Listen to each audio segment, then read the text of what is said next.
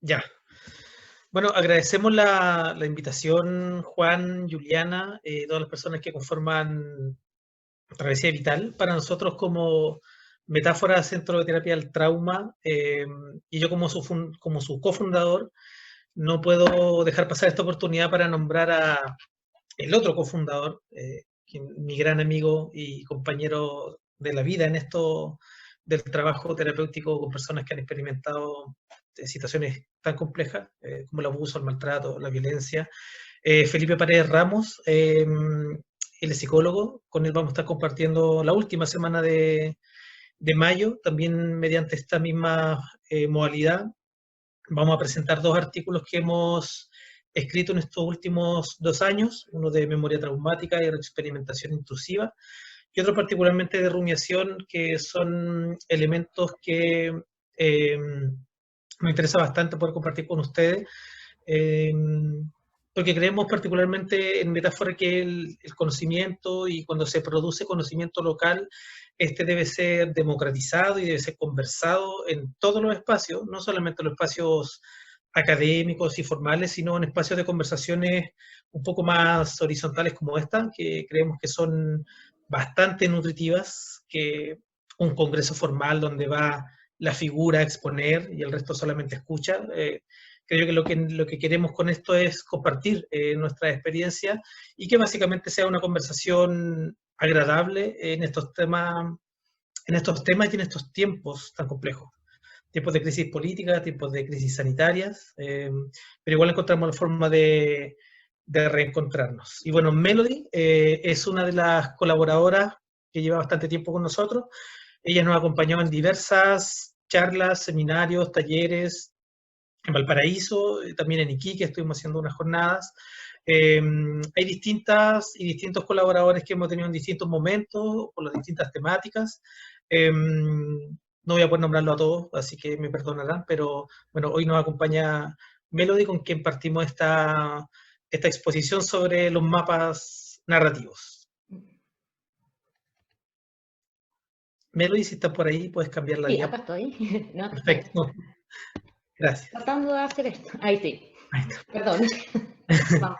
Bueno, vamos a tratar y digo vamos a tratar de conversar y de dar nuestra opinión respecto de qué es lo que esto, o qué es lo que conocemos sobre las prácticas narrativas o sobre la terapia narrativa.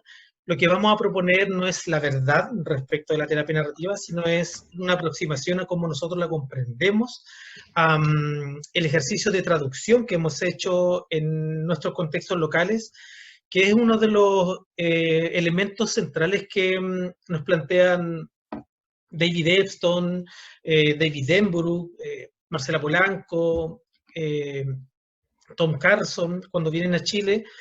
Son muy enfáticos en decir que la terapia narrativa debe necesariamente tener un ejercicio de traducción al contexto local, porque hablar y hacer terapia narrativa en Nueva Zelanda o en Australia o en Estados Unidos es muy distinto de hablar y hacer terapia narrativa en Chile, en Valparaíso, en Iquique, en Santiago, y también va a depender de los contextos laborales en los cuales estemos.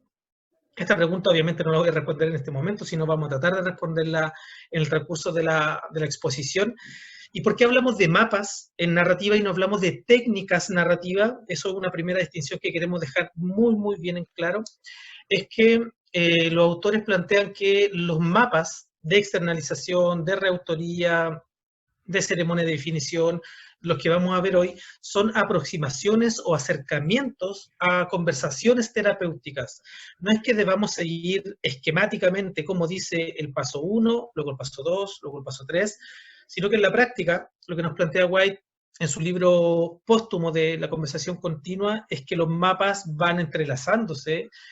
No es que hagamos solo un mapa de externalización en todo nuestro trabajo o toda nuestra práctica, o solo reautoría, sino que en la práctica se van entremezclando. Y lo que queremos mostrar también es un poco de eso, es cómo dialogan y cómo danzan estos mapas narrativos, y desde ahí el título de nuestra ponencia, que nos ha acompañado por un buen rato este título, como Entre mapas y metáforas, vamos viendo lo que se construye.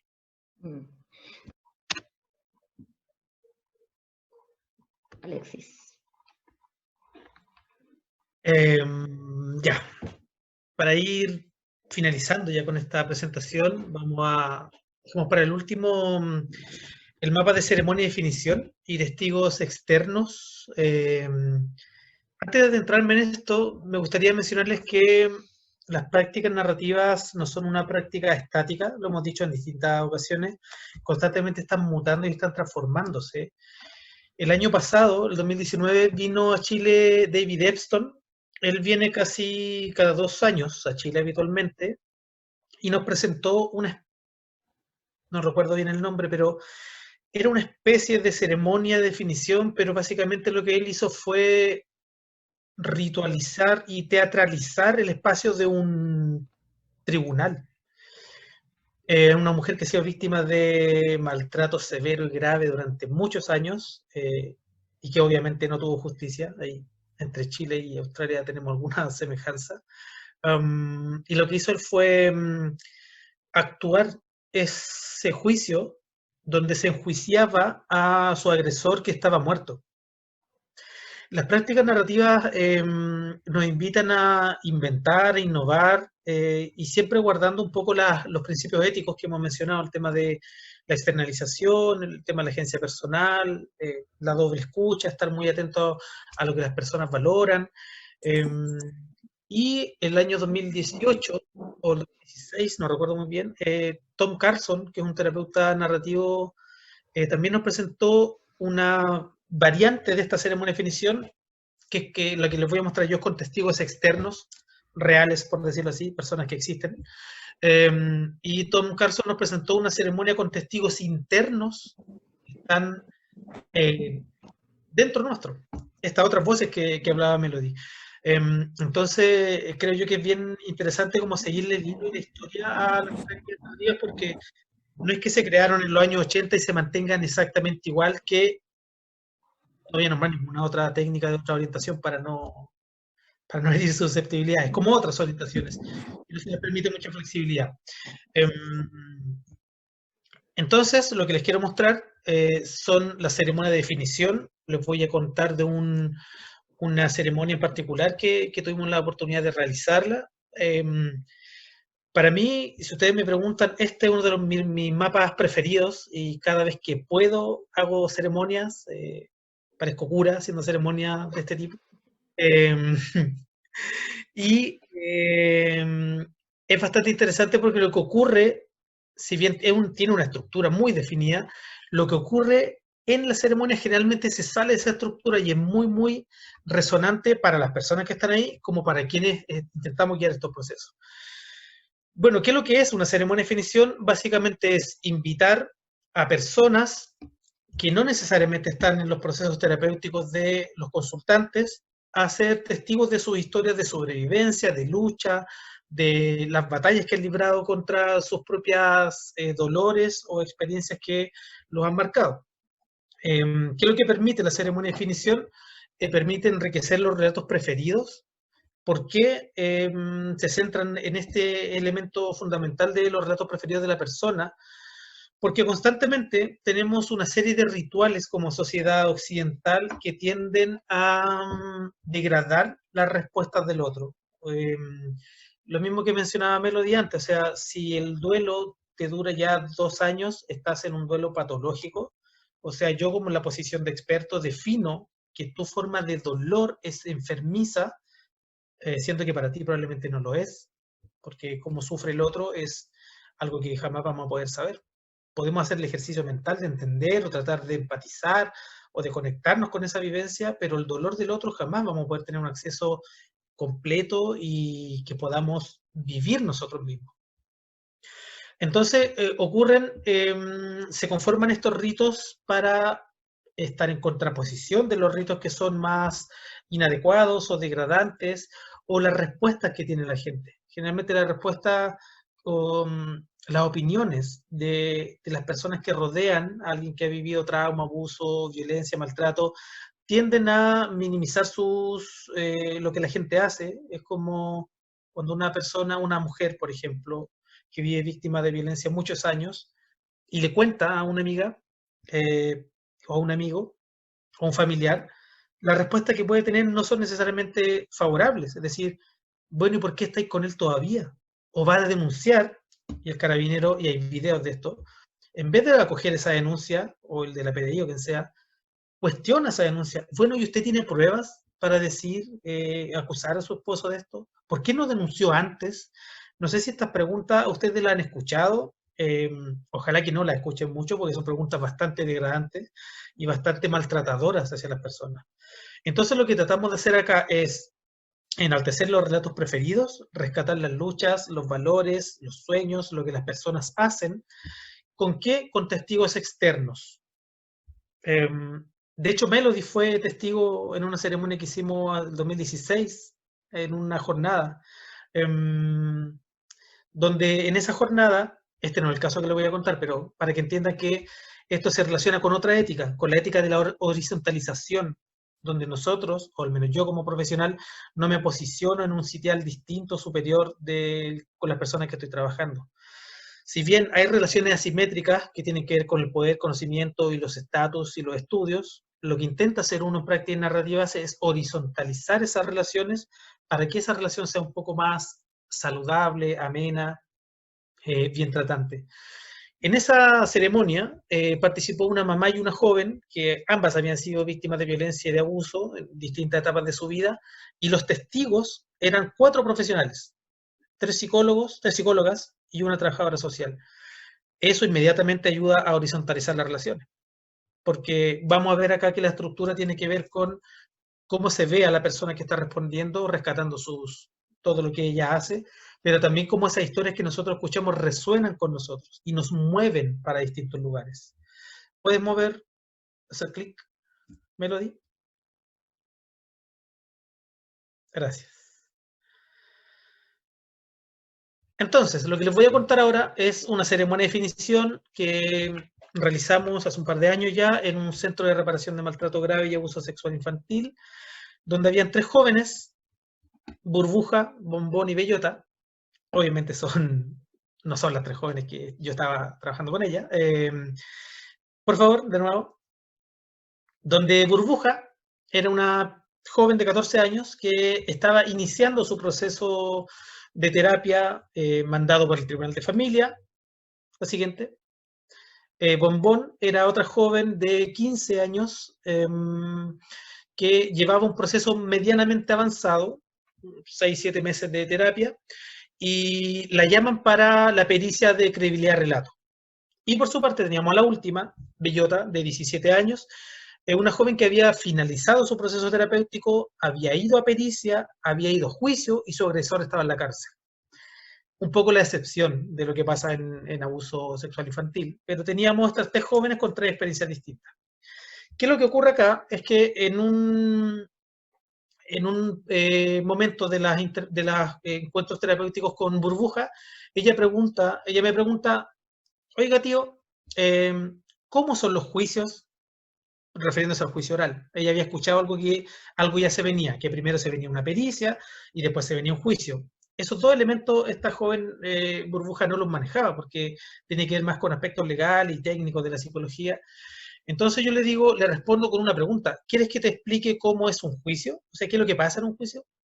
Y me dice, sí, porque no sé. Y mi mamá me dijo que probablemente nos vamos a ir a juicio con el caballero este que me tocó. Yo le explico, bueno, juicio, ahí está el personaje, está el juez, los jueces, está el fiscal que representa al Estado y los derechos que fueron agredidos, está el defensor que es quien defiende y argumenta por la persona que fue imputada por los delitos, están las personas como yo que van de testigos, expertos se llama, como testigos a hablar de tu vida, pero yo le dije, no te puedo explicar el rol que vas a cumplir tú, porque yo nunca he estado en un juicio siendo víctima o siendo la víctima de algún delito.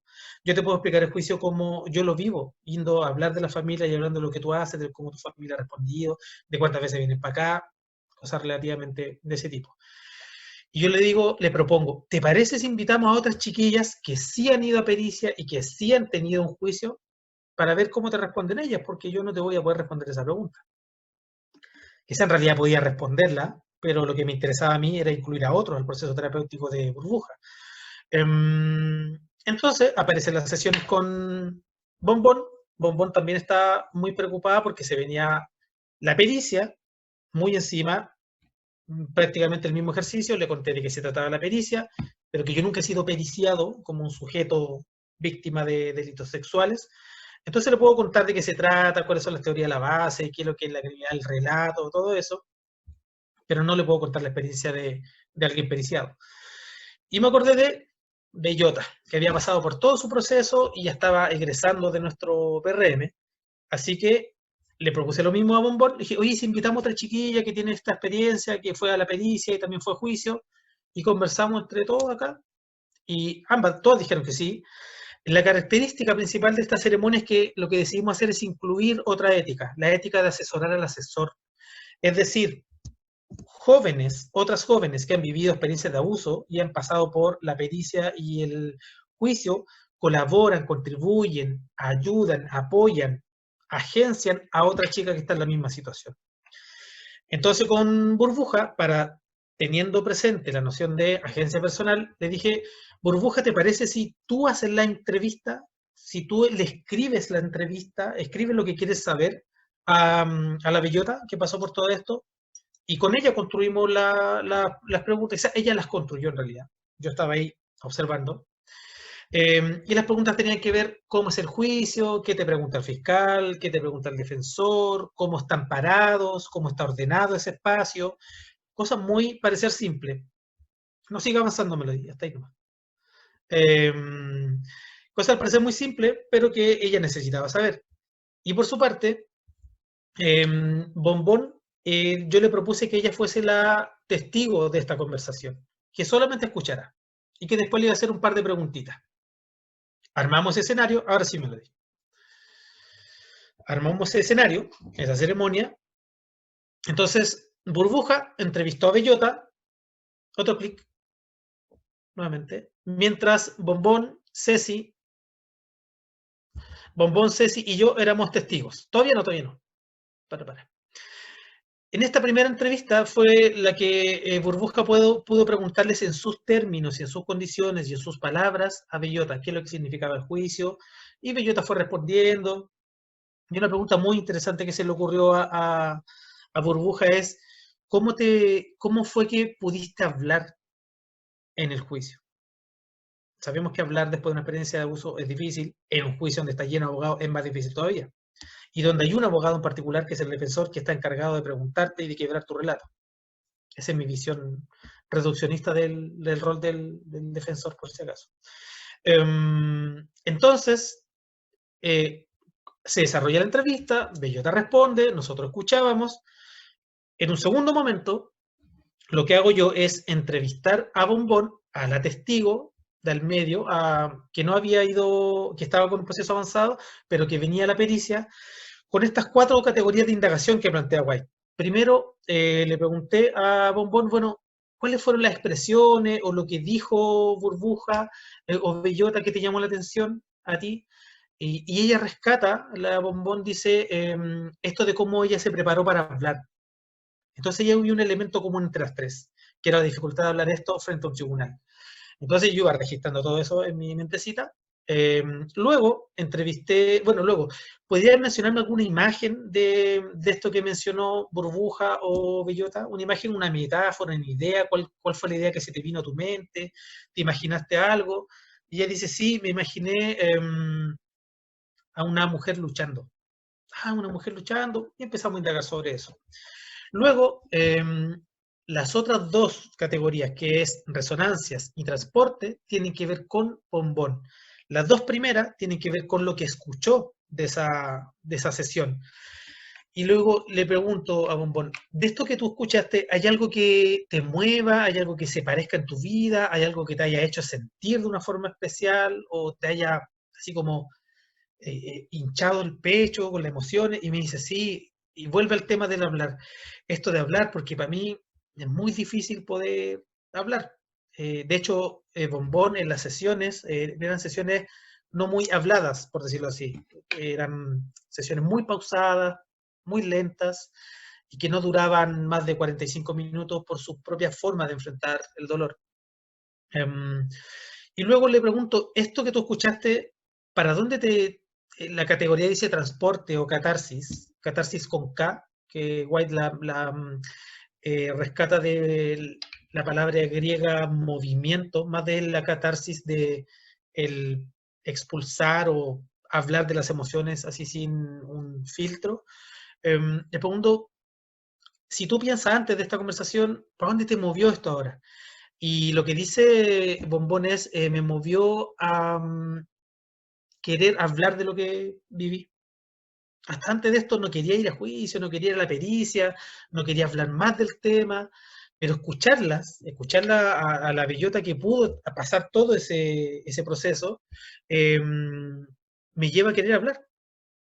Y luego, entrevisto nuevamente, quizás entrevisto por primera vez, perdón, a Burbuja, a la que no tenía el conocimiento del juicio ni de la pericia, y le hago las mismas categorías de preguntas, como qué es lo que te pareció, cuáles fueron las imágenes, la resonancia, porque la característica principal, creo yo, que tiene la ceremonia de definición es ir generando efectos de resonancia, de conexiones entre las vivencias de las personas, entre los significados de las personas, y ayuda a entretejer puede ser como un colchoncito social que sostenga de una mejor manera que la que yo puedo explicarle técnicamente cómo funciona una pericia o cómo funciona un juicio oral.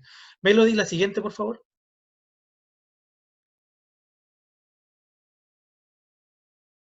Con Bellota ocurrió exactamente lo mismo y finalizo esta ceremonia con Ceci, con la psicóloga que estaba acompañando ahí a esta ceremonia.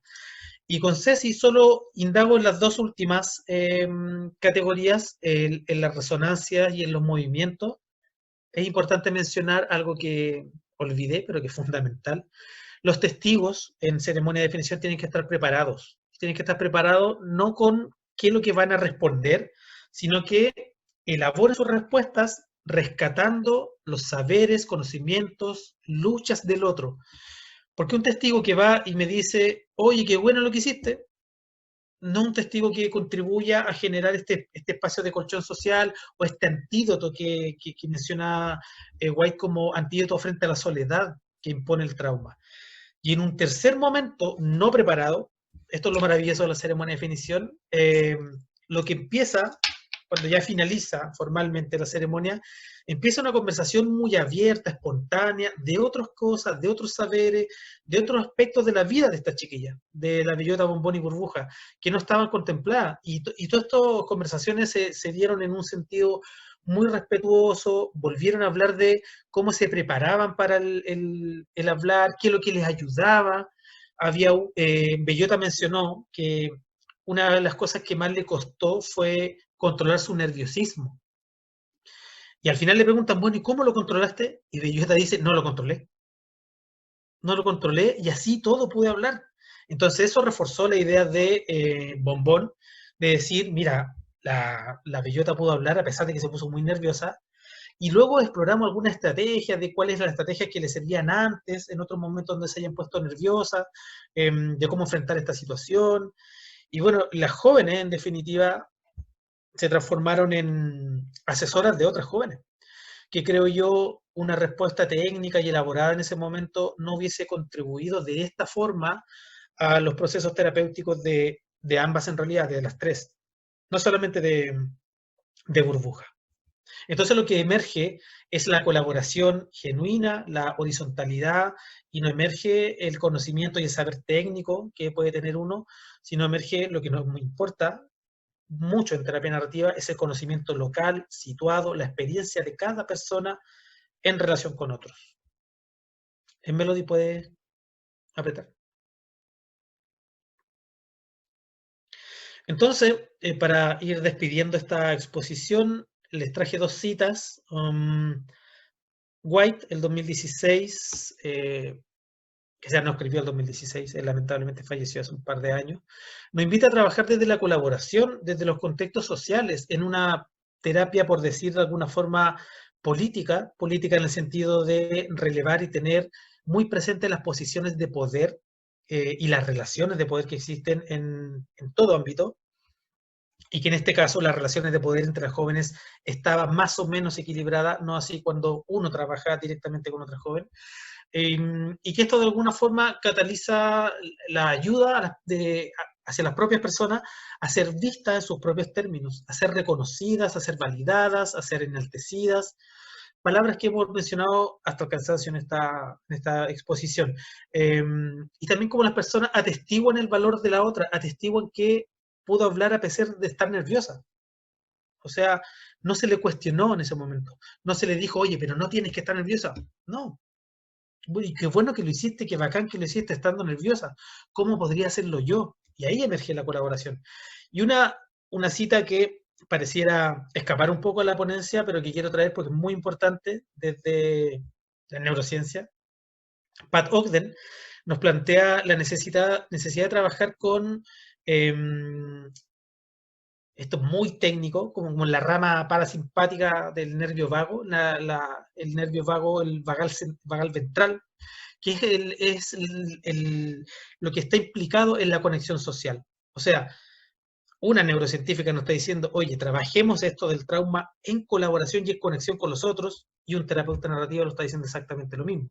Entonces, creo que conformando estas comunidades, podemos llegar a facilitar procesos terapéuticos que son mucho más nutricios, mucho más sanos, que colaboran entre las mismas personas que han vivido esta experiencia y que sus conocimientos, en el caso mío en particular, yo no puedo homologarlo ni tampoco lo tengo en mi corporalidad, en mi experiencia. Sí tengo conocimiento teórico, he ido 1000 veces a juicio, sé qué pregunta el abogado, el fiscal, el defensor, sé que lo que me preguntan los jueces, pero nunca voy a estar en el lugar de víctima siendo cuestionado por un profesional del derecho.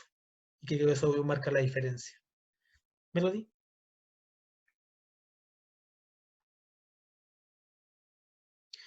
Bueno, y en definitiva, creo que esta es la última diapo, como en la práctica, los mapas se entremezclan, no son mapas que se utilicen solo de una forma en particular, aparecen y emergen de distintas maneras, pero claro, pedagógicamente o en este contexto de conversación más amena, los mostramos por separado. Pero lo nutritivo de esto es como la entremezcla que hay entre ellos. No sé si te gustaría decir algo, Melody. No, como terminar con eso último que tú dijiste, Alexis, como dejar claro que no es una receta, y porque eso también tiene que ver con lo que hablábamos en un principio, lo que yo decía como de la psicología de enfoques más tradicionales han hecho como eso, como todo ponerlo en estrategias, ponerlo en síntomas, ponerlo en estructuras. Un poco cambiar esa mirada, ese enfoque respecto a que las conversaciones no tienen ninguna receta más que conversar, más que interactuar y más que aprender. Un poco el aprendizaje del conversar. Eso, como quedarse, yo creo, con esa idea de que no hay receta, pero sí harto entrenamiento en esto, igual. Eso. ¿Algo más, Alexis? Ahí están nuestros contactos, sí, por si acaso, ¿cierto? De Alexis y mío. Sí, me quieren contactar. Me quiero dar un permiso para leer una cita del libro de White y Epstein. Parezco como el pastor Soto con esto, así como, aquí está la verdad.